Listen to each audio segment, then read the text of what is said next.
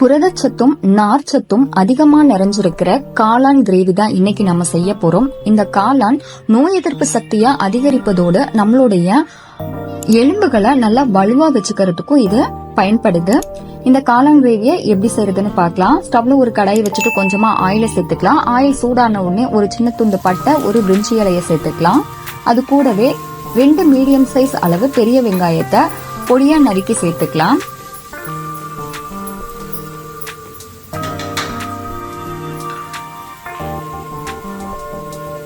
இப்போ இதுல ஒரு பச்சை மிளகாய், கொஞ்சமா கருவேப்பிலை இலைகள் இதையும் சேர்த்துட்டு நம்ம நல்லா வதக்கிக்கலாம். வெங்காயம் ஒரு அளவு வதங்கின உடனே இதுல ஒரு ஸ்பூன் அளவுக்கு இஞ்சி பூண்டு விழுதையும் சேர்த்துட்டு நம்ம நல்லா வதக்கிக்கலாம்.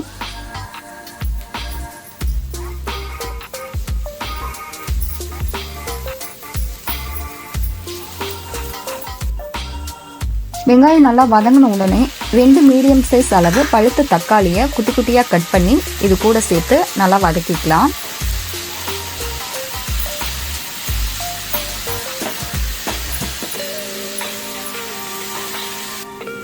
தக்காளி ஒரு அளவு வதங்கின உடனே இதுல 1/4 டீஸ்பூன் அளவுக்கு மஞ்சள்தூள், 1 ஸ்பூன் அளவுக்கு தனியாத்தூள், மிளகாய்த்தூள், காஷ்மீரி மிளகாய்த்தூள், 1/4 டீஸ்பூன் அளவுக்கு கரம் மசாலா, கிரேவிக்கு தேவையான அளவு கல்லுப்பு இதையெல்லாம் சேர்த்துட்டு நல்லா நம்ம மிக்ஸ் பண்ணிக்கலாம். இதோடைய பச்சை வாசனை போகிற அளவுக்கு நம்ம நல்லா மிக்ஸ் பண்ணிக்கணும்.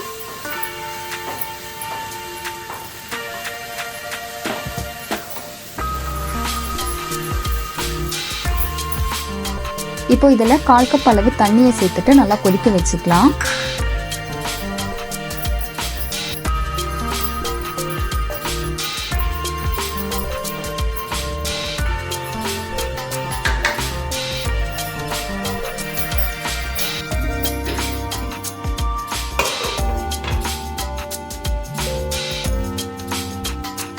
கிரேவி நல்லா எண்ணெய் பிரிஞ்சு வந்துருச்சு. இப்போ இதை நல்லா மிக்ஸ் பண்ணி விட்டுக்கலாம். இப்போ இதில் நம்ம கிளீன் பண்ணி கட் பண்ணி வச்சிருக்கிற ஒரு பேக்கெட் காளானை இது கூட சேர்த்து நல்லா மிக்ஸ் பண்ணிக்கலாம்.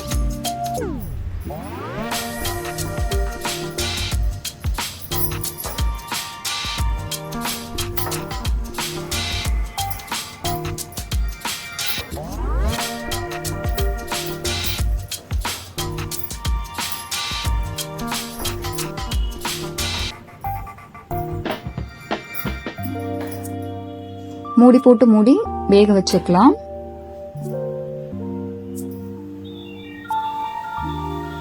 இப்போ கிரேவி நல்லா வெந்து ரெடி ஆயிருக்கு. இப்போ நல்லா மிக்ஸ் பண்ணி விட்டுட்டு இதுல கொஞ்சமா கொத்தமல்லி இலைகளை கட் பண்ணி சேர்த்துக்கலாம்.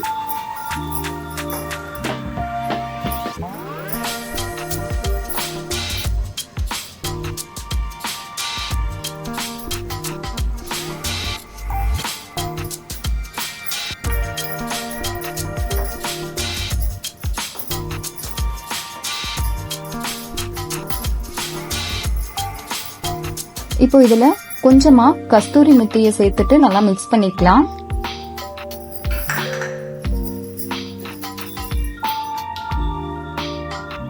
இப்போ இதுல பட்டரை சேர்த்துக்க போறோம். பட்டரை சேர்க்கறதுனால ஒரு ரிச்சான ஒரு டேஸ்ட் இது கொடுக்கும். கிரேவியும் நல்லா டேஸ்டா இருக்கும். பட்டரை சேர்த்துட்டு நல்லா மிக்ஸ் பண்ணிக்கலாம். சூப்பரான டேஸ்டியான காளான் கிரேவி ரெடி ஆயிடுச்சு. இதே மாதிரி நீங்களும் ட்ரை பண்ணி பாருங்க. தேங்க்யூ.